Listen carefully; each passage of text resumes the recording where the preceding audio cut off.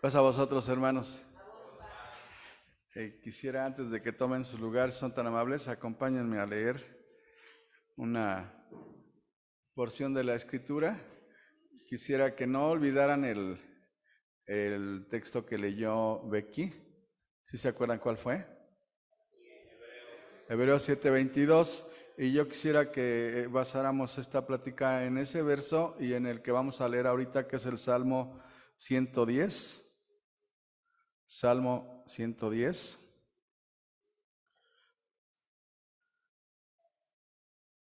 ¿Ya lo tienen?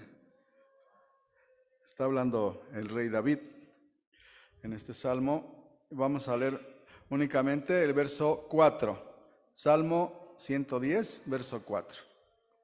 Leamos. Juró Jehová y no se arrepentirá. Tú eres sacerdote para siempre, según el orden de Melquisedec. Amén. Tomen su lugar, por favor, hermanos.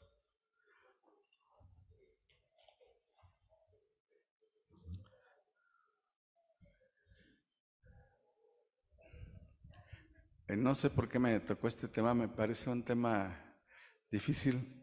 Yo creo que si lo hubiéramos dejado al hermano Iván o a Abrancito Gordillo, Adán, Omarcito, gente, hermanos, que se ha profundizado mucho más en el estudio. Pero bueno, mi hermano Iván me programó para este tema y es un tema difícil, pero es un tema muy hermoso y ojalá que podamos obtener enseñanza de parte de nuestro Dios. Quisiera hablar bueno, yo le titulé a este tema Un sacerdocio perfecto para un perdón perfecto. Si pudiéramos con una sola palabra definir al ser humano, creo que este calificativo de perfecto quedaría excluido, ¿no creen, hermanos? Si el ser humano es imperfecto. Entonces, si estamos hablando de un sacerdocio perfecto, de seguro que no estamos hablando de un ser humano. Sin embargo, si estamos hablando de un sacerdocio, vamos a hacer un recorrido para ver lo que fue el sacerdocio en Israel. No solamente en Israel, hermanos, hubo sacerdotes. Ustedes saben que en todas las culturas, incluyendo la de nuestro país, la mexica, habían sacerdotes, ¿se acuerdan? Inclusive, bueno, no porque lo hayan vivido como yo, ¿verdad? Pero sí, porque alguien dijo, no, pues es que tú llevas ventaja, Dani, pues tú estabas ahí cuando los aztecas, ¿no? Pero, sino que nos han enseñado, pues, en la historia, hermanos, de nuestros ancestros. Inclusive, pues ya ven que está ahí en el centro la excavación del Templo Mayor, y lo que se ha encontrado, pues, es que precisamente ahí era un templo y se oficiaba, habían sacerdotes, ¿no?, que realizaban los rituales. ¿Y qué creen, hermanos? Fíjense que los rituales en todos los pueblos, no solo en el azteca, sino en las tribus del norte, los Sioux, los apaches, y en las tribus europeas y también y asiáticas, hermanos, en la antigüedad se llevaban a cabo rituales, y el que oficiaba el ritual era un personaje muy importante de la tribu o de la raza o de la nación, que era el sacerdote, ¿no? Y lo cierto, hermanos, es que también tenía que haber un sacrificio, tenía que haber sangre, porque generalmente la persona, como es el caso, dicen, se ha discutido mucho que los aztecas hacían sacrificios humanos, es decir, aquí en nuestro país lo que pasaba era que sacrificaban personas, ¿no? Y en otros pueblos también, entre los druidas galos y bretones, entre los pueblos sirios, entre los pueblos babilónicos, entre todos ellos hubo sacerdotes y hubo sacrificio. Y en el pueblo de Israel, hermanos, a partir de Moisés se establece un sacerdocio. ¿Sí se acuerdan de esta parte? ¿Sí? Quisiera recordarlo brevemente con el verso que está en Levítico capítulo 9.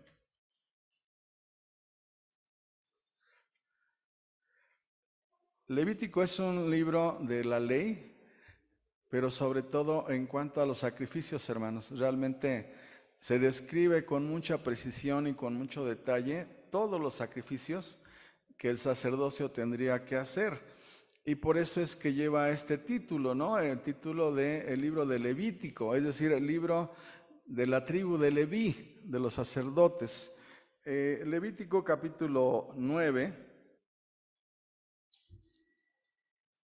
A ver, déjenme checo. Es el verso 7. Y dijo Moisés a Aarón: acércate al altar y haz tu expiación y tu holocausto, y haz la reconciliación por ti y por el pueblo. Haz también la ofrenda del pueblo, y haz la reconciliación por ellos, como ha mandado Jehová.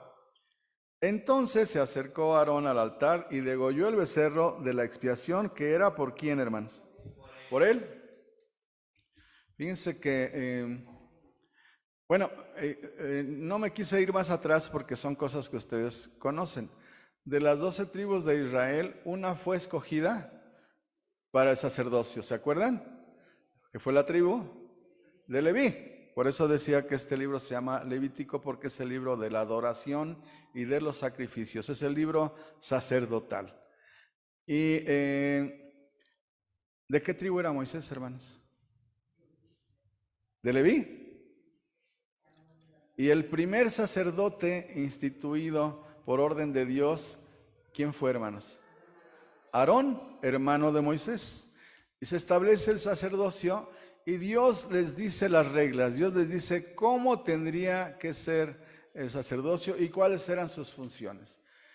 ¿Y cuál era la función principal de sacerdote, hermanos? Después se volvió una función muy política, como es todavía en nuestros días. Lamentablemente en la iglesia mayoritaria están muy vinculados con los políticos, ¿no?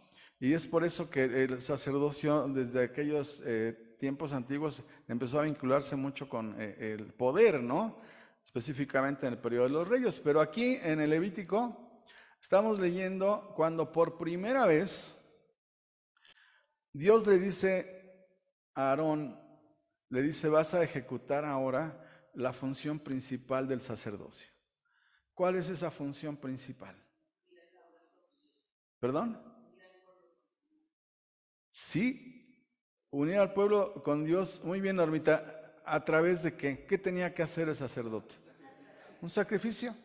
¿Qué es lo que estamos leyendo en estos versos del capítulo 9 de Levítico? Hay una salvedad aquí, hermanos. ¿Se acuerdan? Bueno, déjenme, perdón, me gustan mucho estas porciones de los sacerdotes.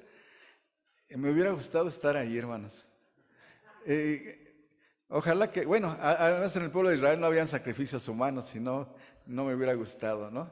Pero debe haber sido un espectáculo magnífico, grandioso, algo digno de verse, ¿no creen? Imagínense, desde que el sacerdote se le preparaba con días de anticipación y después se le decía: tu agenda del día de hoy va a ser esta. Te vas a arreglar muy bien desde temprano, ¿sí? Y te vamos a vestir. Tenían gente específica de la misma tribu que tenía que vestir al sacerdote. Y se le ponía el lino, el efod, el manto, y se le ponía el urim y tumim, que era una tablita que tenía piedras preciosas, un pectoral. Exacto. Se le ponía el pectoral que nos imaginamos que debe haber sido pues algo que se colgaba y que ahí encima del pectoral, como me aclara mi hermana Sarita, era donde estaba Urim y Tumim, que eran las piedritas, ¿no? Y también te llevaba un turbante. Y yo me acuerdo que cuando estaba yo en Río Blanco, se criticaba mucho al Papa porque se decía, no, lleva ahí millones de pesos. Pues, ¿qué creen, hermanos? El sacerdote de Israel también llevaba ahí en el turbante millones de pesos, ¿no? Porque era un turbante con piedras preciosas incrustadas, con hilo de oro, ¿sí? Y se le ponía una diadema de oro que decía santidad a Jehová. ¿No creen que debe haber sido todo un espectáculo? Yo si hubiera sido, no sé, niño, me hubiera colado a lo mejor a la tienda y ver cómo lo estaban vistiendo, hermanos. Qué maravilla, ¿no? Y luego salía delante del pueblo, imagínense, con esta solemnidad, con estos trajes preciosos, de lujo, hermosos, y con una tranquilidad y una solemnidad iba caminando el sacerdote en medio de la congregación y llegaba unas campanillas precisamente para anunciar que aquí venía el sacerdote. Llegaba a la tienda, a la puerta del tabernáculo, y al pasar ahí, hermanos, había una fuente y el sacerdote tenía que lavarse allí. Metía los pies, después se mojaba las manos. No sabemos exactamente si el rostro también, pero tenía que hacer ahí algunas abluciones porque estaba simbolizando que él estaba sucio, que todos somos imperfectos delante de Dios y que él, aunque era sacerdote de Dios, era imperfecto y que había pecado en él y que entonces tenía que ser el primero en quitarse ese pecado para poder comparecer delante de Dios. Y por eso aquí leímos, no sé si se fijó usted bien, que el verso 8 dice, entonces se acercó a Aarón al altar y degolló el becerro de la expiación que era por él. Llegaba, salía de la fuente, se lavaba y estaba el altar antes de entrar propiamente al lugar santo. Estaba todavía en el atrio y allí había como un púlpito, haga de cuenta, como un púlpito, y allí estaba un lugar para poder sacrificar. Y entonces él tenía la obligación de degollar primero y derramar sangre por el pueblo. No, por él primero. Por él. Porque Dios le estaba diciendo, tú eres imperfecto, tú tienes faltas, tú tienes manchas. No eres perfecto, eres un ser humano, aunque seas el sumo sacerdote. El sacerdote más alto. Para entrar a mi presencia, tienes que sacrificar un animal, porque ese animal muere por tus pecados, muere en lugar tuyo. Para que tú no mueras, vas a matar ese animal y a derramar la sangre, y vas a salpicar esa sangre para que yo diga, ya, he perdonado su pecado. Por eso quise llamarle a este tema sacerdocio perfecto, perdón perfecto. Porque los sacrificios no tenían otro fin, otro objetivo, otro propósito, más que perdonar los pecados, cargando los pecados o las faltas de la persona en aquel animal. Y ahora sí, cuando el sacerdote estaba limpio delante de Dios, podía entrar al santuario propiamente, al lugar santo, y entonces sacrificar por el pueblo. Este sacerdocio, hermanos, fue muy importante en Israel. Aún hay en Israel gente que se considera de la familia sacerdotal. No sé si han ustedes oído el apellido judío Cohen, C-O-H-E-N, Cohen. ¿Saben qué quiere decir Cohen? Sacerdote. Eso quiere decir. O sea, si ustedes ven que alguien se llama David Cohen, es porque es David sacerdote y viene de la familia sacerdotal. Este sacerdocio, hermanos, ejerció una función importantísima, que era, como decía mi hermana Norma, tú no puedes acercarte a mí, yo quiero que tú te acerques a mí. Yo, Dios, quiero que tú, ser humano, te acerques a mí, pero no puedes, porque estás inmundo, estás sucio, no estás limpio, tienes manchas, tienes pecado, y yo soy santo. Por eso se ponía en la diadema santidad a Jehová, es decir, yo estoy pidiendo, aspirando a pedirle a Dios esta santidad que Él tiene, y para tener contacto con Él tengo que tener esa santidad, tengo que ser limpio. Y entonces este sacerdote, hermanos, se estableció desde aquellos tiempos. Y después, ¿qué pasó con Aarón, hermanos? ¿Aarón fue un sacerdote eterno? ¿Un sacerdote para siempre? No, hermanos. Aarón, como todo ser humano, como todos nosotros, un día tuvo que morir. Y el sacerdocio pasó a su hijo. Y después al hijo de su hijo, y así por todas las generaciones. ¿Y qué pasó durante un tiempo, hermanos? Fíjense que hubo periodos en el que los sacerdotes no pudieron ejercer su función. ¿Por qué? Porque tenían que ejercerla en el tabernáculo. Y cuando entran a la tierra prometida, ¿se acuerdan qué pasa para abrir el Jordán? ¿Quiénes son los primeros que tienen que pasar?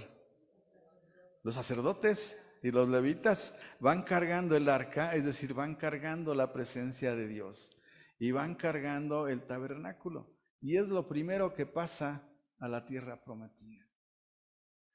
Pero llega el momento, hermanos, en el que Salomón, David dice, yo tengo un palacio, tengo palacios y muy lujosos, tengo casas hermosas, y Dios no tiene casa. Le voy a hacer una casa, y Dios le dice, no puedes. ¿Se acuerdan por qué, hermanos? Tú tienes sangre en las manos, eres varón de guerra, tú no puedes. El que venga tendrá que ser alguien limpio de sangre. Y por eso le pone a su hijo Shalomón, rey de paz, Shalom. Este hombre que no es de guerra, que es de paz, Dios le dice, tú puedes construir el templo. En el templo se mete el arca, se meten los utensilios y se restablece los sacrificios. Se restablece la función sacerdotal. ¿Duró para siempre esta función, hermanos? ¿Sacerdotal? ¿Cuándo se interrumpió en la siguiente vez? ¿Se acuerdan? Bueno, se interrumpe varias veces, pero tal vez la más significativa, vamos a Esdras y con eso ya saben a qué interrupción me estoy refiriendo. Libro de Esdras, capítulo 2. Esdras, capítulo 2.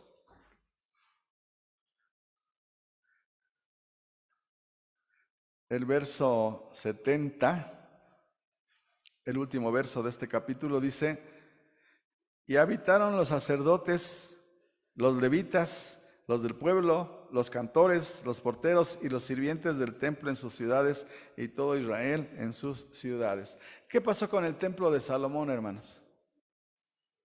¿Se acuerdan? Llega Nabucodonosor y destruye la ciudad y destruye, por supuesto, el templo y se lleva los utensilios a Babilonia y se lleva cautivos a los pobladores de la tierra. Solamente quedan algunos, los más pobres quedan allí en Israel. Yo creo, hermanos,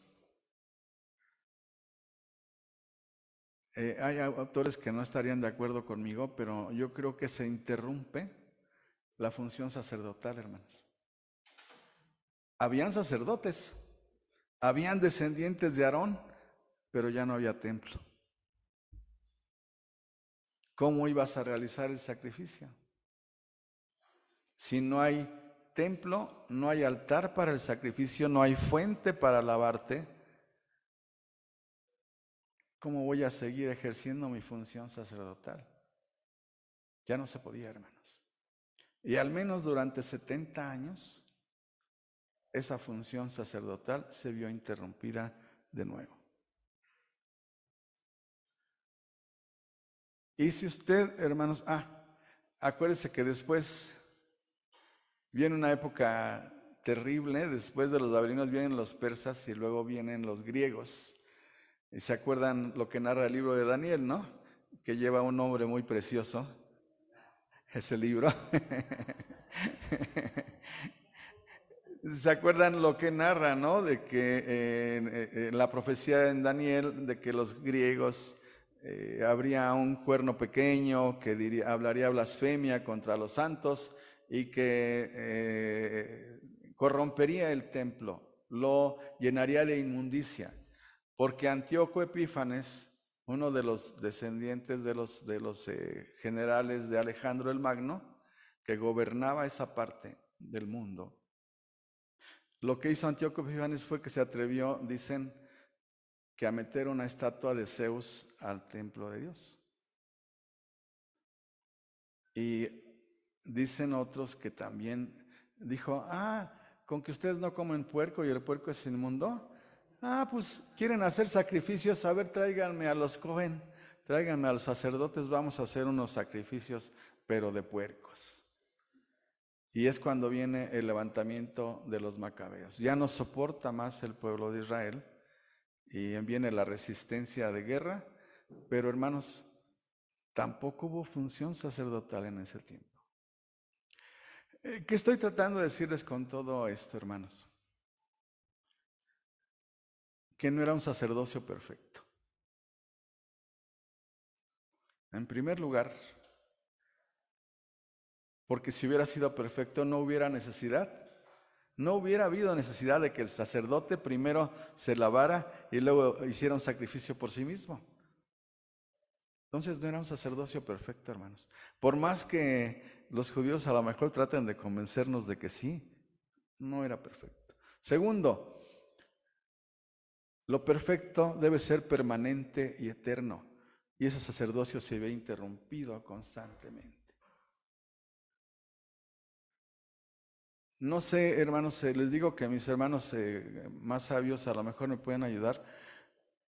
Según lo que yo creo es que desde la destrucción del templo de Jerusalén ya no se ha ejercido la función sacerdotal como tal. Porque lo que se fundó desde Babilonia fueron las sinagogas y al que está al frente de la sinagoga no es un sacerdote, es un rabino. Rabino quiere decir maestro. Es un rabino, no un sacerdote. Sigue habiendo la familia sacerdotal, siguen habiendo gente Cohen, siguen habiendo, pero ya no hacen esa función. No sé, Abrancito, Iván, Adán, ¿se realiza todavía el sacrificio? Creo que no, ¿verdad? No, ¿verdad? Es decir, el judío más conservador lo que dice es, no volveremos a hacer un sacrificio hasta que se reconstruya el templo de Jerusalén. Y por eso ellos van a lo que queda del templo, las ruinas o lo que ellos creen que son las ruinas del templo de Jerusalén.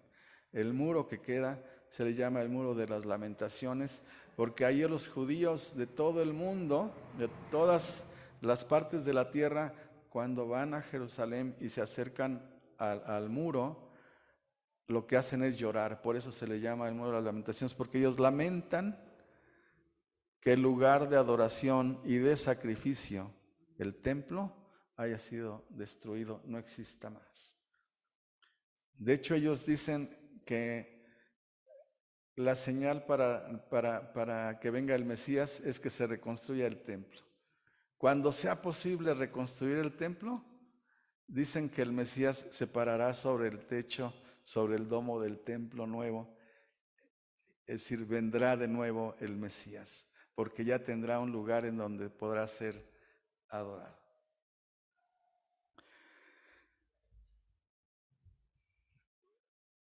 Hebreos 7:22, que es el verso que me hizo favor de leer mi hermana Becky.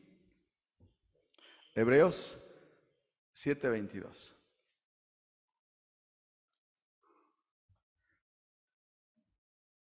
¿Se acuerdan los dos versos que leímos, verdad? Que leyó mi hermana Becky y luego el que leí yo en los Salmos. ¿Se acuerdan? Muy bien. Aquí en Hebreos se cita el salmo que leí. El Salmo 110, verso 4, se cita en este capítulo de Hebreos. Bueno, Hebreos capítulo 7, verso 22. ¿Lo pueden leer ustedes fuerte, hermanos? Hebreos 7, 22. Lean, por favor. Por tanto,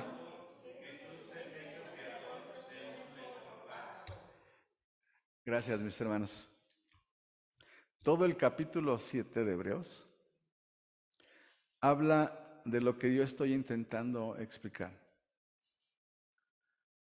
Habla de que hay un sacerdocio imperfecto y hay un sacerdocio perfecto. ¿Cuál era la función del sacerdote? Interceder por el pecador. Era un intermediario entre Dios y las personas, entre Dios y el pueblo. Y el sacerdote, su función principal, como ya recalcamos, era realizar los sacrificios para que el pueblo, las personas, pudiéramos decir: bendito seas, Señor, porque me has perdonado mis pecados. Los has cargado sobre este becerro, sobre este animal que está sacrificando el sacerdote, y ahora estoy limpio delante de ti. ¿Perdón perfecto bajo el sacerdocio levítico? No, hermanos.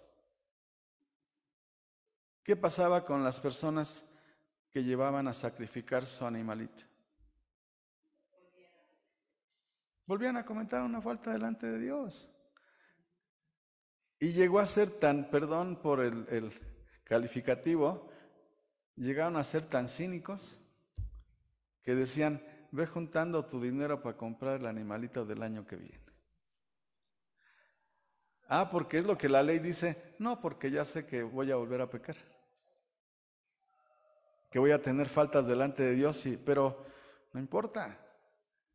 El año que viene llevo mi borrego, o si soy muy pobre, pues llevo un tortolito, una paloma. Ese animalito muere en lugar mío y Dios me declara, a través del sacerdocio, me declara limpio de nuevo.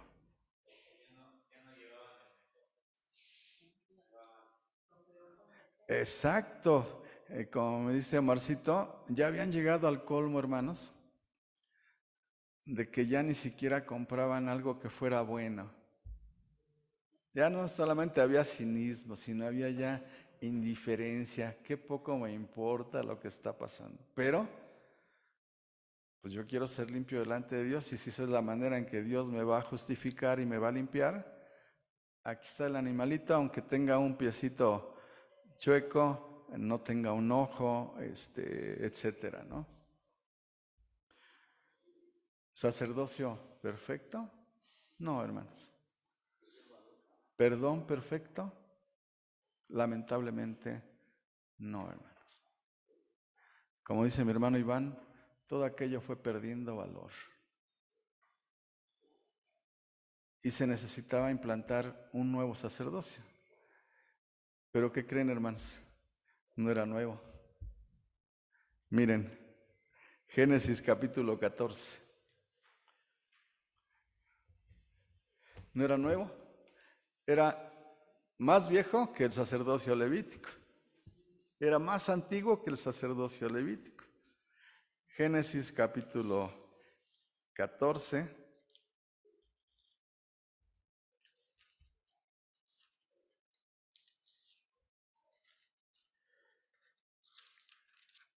Génesis 14, el verso 18. Bueno, voy a leer desde el verso 17. Dice: cuando volvía de la derrota de Kedorlaomer y de los reyes que con él estaban, salió el rey de Sodoma a recibirle al valle de Sabe, que es el valle del rey. Y entonces, ¿cómo se llama este personaje tan precioso, hermanos? Melquisedec, rey de Salem y sacerdote del Dios Altísimo, sacó pan y vino y le bendijo diciendo: bendito sea Abraham del Dios Altísimo, creador de los cielos y de la tierra, y bendito sea el Dios Altísimo que entregó a tus enemigos en tu mano. Y le dio a Abraham los diezmos de todo. Un sacerdocio nuevo que es más viejo que el sacerdocio levítico. Parece una contradicción, ¿no? Pero el escritor de Hebreos nos lo aclara, hermanos. Regresemos a Hebreos capítulo 7. ¿Se acuerdan del verso que leímos en los Salmos? Aquí se encuentra, ¿alguien ya lo encontró? ¿Qué verso es? El verso 21. ¿Lo quieres leer, Omarcito, por favor? Porque los otros ciertamente sin juramento fueron hechos sacerdotes, pero este con el juramento del que le dijo: juró el Señor y no se arrepentirá. Tú eres sacerdote para siempre, según el orden de Melquisedec. Amén. ¿Por qué el escritor de Hebreos cita a este personaje tan antiguo y tan enigmático, tan misterioso? ¿Por qué misterioso, enigmático? Porque fíjense que algo que nos dimos cuenta, yo creo que desde niños cuando empezamos a leer la Escritura, el Génesis está lleno, bueno, todo el Pentateuco está lleno de qué, hermanos, que no nos gustaba leer de niños, que nos lo brincábamos. Genealogías. Yo me acuerdo que le decía a mi papá: papá, tú me dices que yo te lea en voz alta, me brinco esto, ¿no? Porque está lleno de genealogías, hermanos. Todos sabemos de quién era hijo fulano, de quién era hijo mengano, quiénes eran sus papás y quiénes eran su descendencia. ¿Y qué creen? De este personaje no se dice nada. No se dice nada. Aparece por única vez allí. David lo vuelve a mencionar en los Salmos. Y los estudiosos judíos se debatían y se debaten diciendo: ¿quién es este Melquisedec? Algunas veces hablé con alguien en el judaísmo acerca de Melquisedec y me dio una teoría, hermanos, que bueno, a mí me pareció totalmente extravagante. No sé qué les parezca a ustedes. Me dice: es muy fácil, Melquisedec es Set. ¿Se acuerdan quién fue Set? O sea, Adán tuvo dos hijos que se mencionan, Caín y Abel, ¿verdad? Caín mata a Abel y en lugar de Abel Dios le da otro hijo que se llama Set. Set quiere decir precisamente el sustituto. Eso quiere decir Set. Set es entonces, después de Adán, el primer patriarca, ¿no? Adán procreó a Set y luego de ahí vienen todos los demás patriarcas. Y como ustedes se acuerdan que los patriarcas vivieron muchísimos años, esta persona judía me dice: es muy fácil, Melquisedec es Set, todavía estaba vivo. Y por eso es que Abraham, reconociendo que es alguien superior a él, porque es su tatara abuelo es su ancestro más lejano y está vivo, él lo reconoce y le da los diezmos. Y no sé, hermanos, yo le dije, no te compro tu teoría, me parece muy fantástica. Le digo, me empezó a hacer las cuentas, porque ya ven que viene en el Génesis cuánto vivió cada patriarca, ¿no? Y le digo, pues entonces también estaba vivo Matusalem, ¿no? Porque Matusalem es más para acá y fue el que vivió más, ¿no? Set no vivió tantos años como Matusalem. Y le decía, bueno, es una explicación para no creer en lo que dice el Nuevo Testamento acerca de Melquisedec, pero también lo que dice el Antiguo Testamento en los Salmos acerca de Melquisedec. Este verso que me hizo favor de leer Omar en los Salmos, en Hebreos 7, aparece en los Salmos, es el mismo. Es decir, el autor de Hebreos está haciendo alusión al rey David y dice, ¿no han leído cómo dice, tú eres sacerdote para siempre según el orden sacerdotal de Melquisedec? No el orden levítico. El orden levítico es imperfecto, es necesario un sacerdocio perfecto.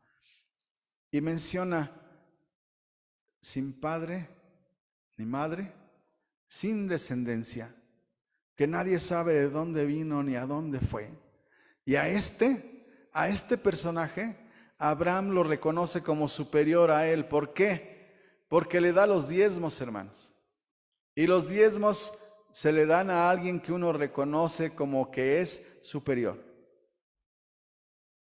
Cuando usted diezma aquí en la iglesia, hermanos, no está usted diezmando para la sobreduría, no está usted diezmando para el pastorado.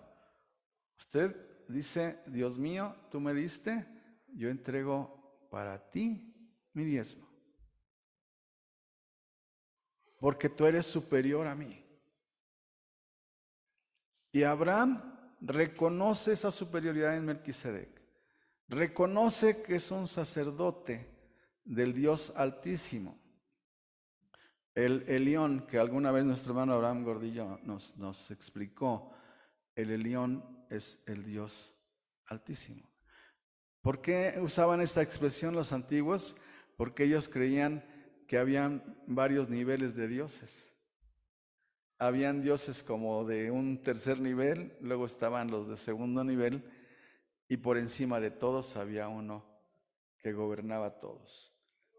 Por eso dice alguno de los salmos, Dios está en la reunión de los dioses, ¿no? Es decir, el Dios más alto de todos. Leví, ¿cómo está asociado con Abraham, hermanos? De Abraham, ¿quién viene? Isaac. Y luego Jacob. Y luego las 12 tribus, que está incluido Leví. Es decir, era bisabuelo, ¿no? Era papá de Isaac, abuelo de Jacob, bisabuelo de Leví. Hermanos, de acuerdo a la jerarquía, ¿el bisabuelo se va a arrodillar delante de su bisnieto? No. Ese es el orden jerárquico. Es mayor Abraham que Leví. Y entonces, si Abraham se inclina delante de Melquisedec, es porque es mayor aún que él. Y eso es, hermanos, lo que el escritor de Hebreos está tratando.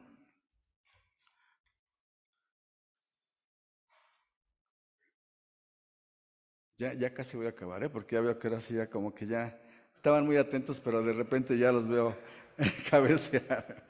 Ya casi vamos a acabar, hermanos. Déjenme. Con razón todos me dicen. Sí, muy bien. Muy bien, hermanos.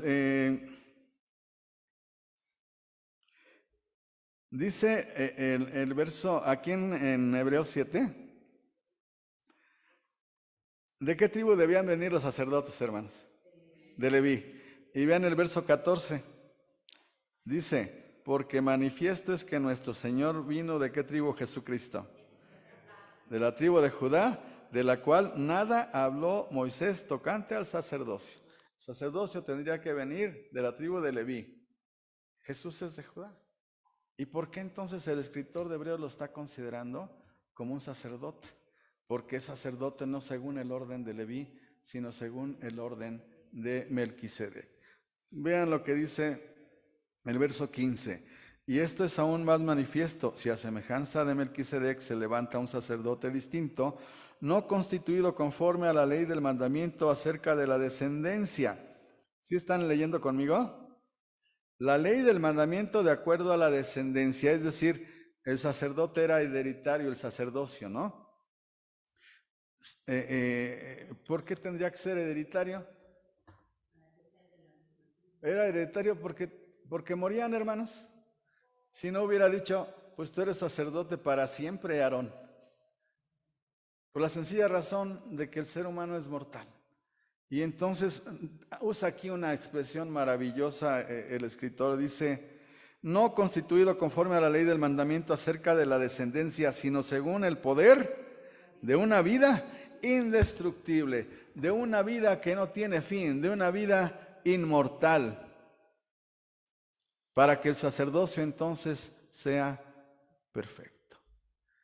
Y por eso, hermanos, es que el escritor aquí hace esta semejanza del Señor Jesús y lo conecta no con Leví, sino con Melquisedec.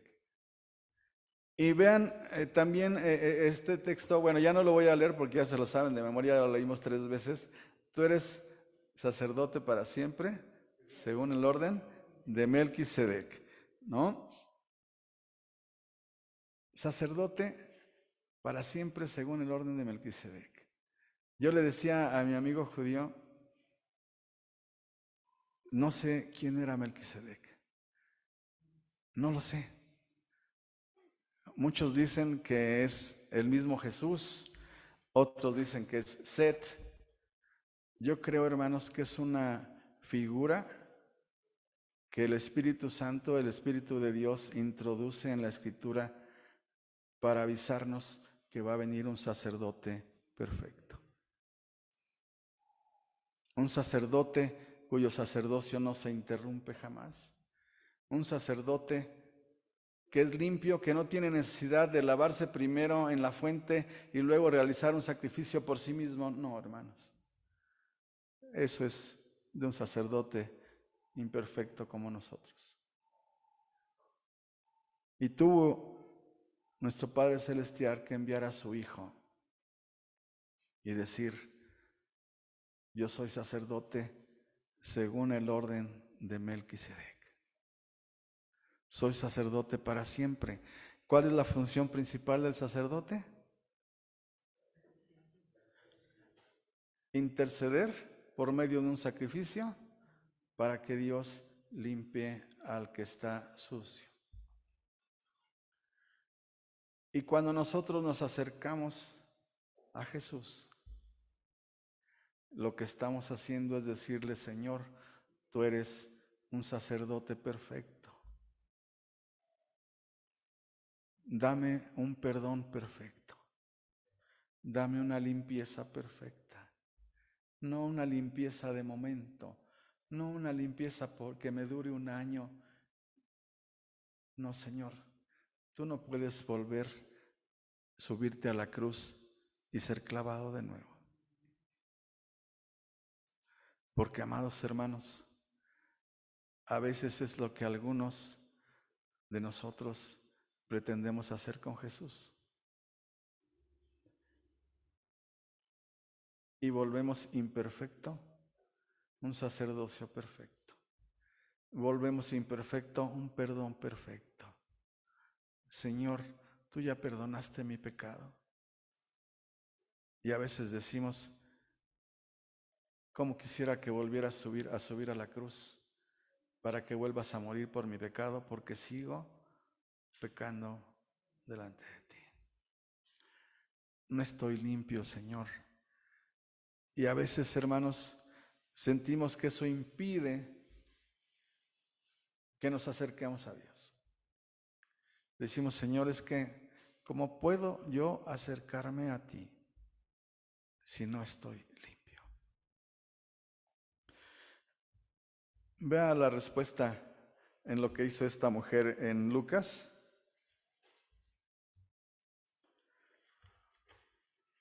Lucas capítulo 7.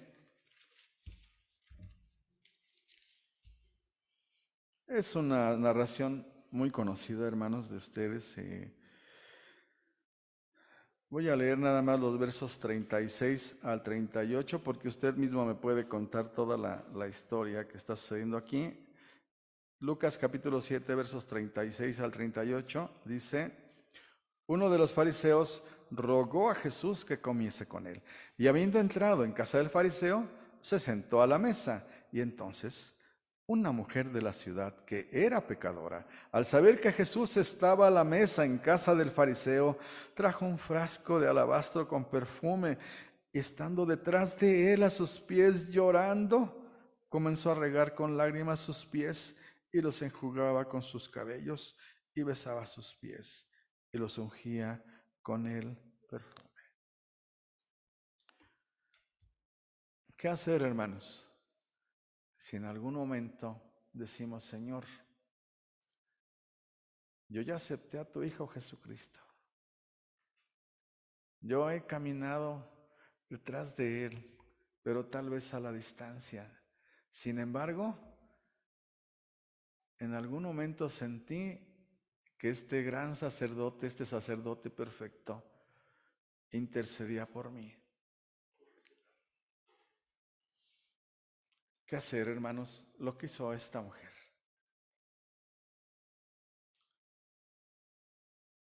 Hoy en día, hermanos, se predica mucho de que no debemos de sentirnos mal si cometemos una falta. No, es que tú lo que estás creando es un sentimiento de culpa y nadie debe sentirse culpable de nada. No, hermanos, esta mujer se sintió mal delante de Dios. Dijo, mi vida no es la vida que debo de llevar delante de ti. Y siguiendo a Jesús a la distancia porque se sabía no limpia, se sabía sucia.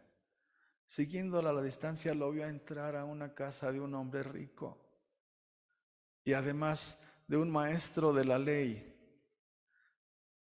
¿Saben que aún hoy las mujeres judías tienen un espacio diferente en la sinagoga?